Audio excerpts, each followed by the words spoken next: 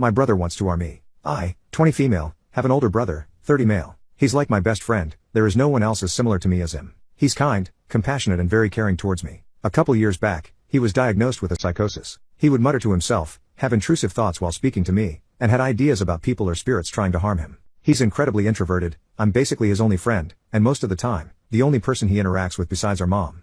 He spends a ton of time on the computer. He's also a virgin. He's never had a girlfriend or a first kiss or anything like that. He's super religious as well, doesn't watch porn or anything like that. It all kind of started like this. I remember last summer having a dream where he was kind of leering at me in this angry but sexual way, like he hated me and seeing my bare legs. Before, I would walk around the house in long shirts that went almost to my knees, but after that dream, I took it as a sign and wore more trousers.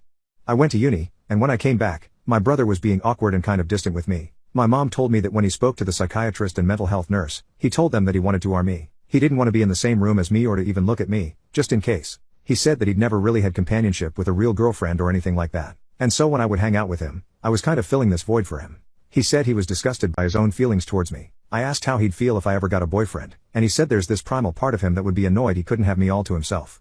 He also said he was glad I went away for uni because he wasn't sure what he'd do if I just stayed at the house. For a while after, he said he was fine and things were finally over, so we went back to normal. Then recently he said he found his eyes drifting towards my chest and so he didn't want to be around me anymore. But beyond this, he didn't want to speak to me anymore and keep it at a minimum.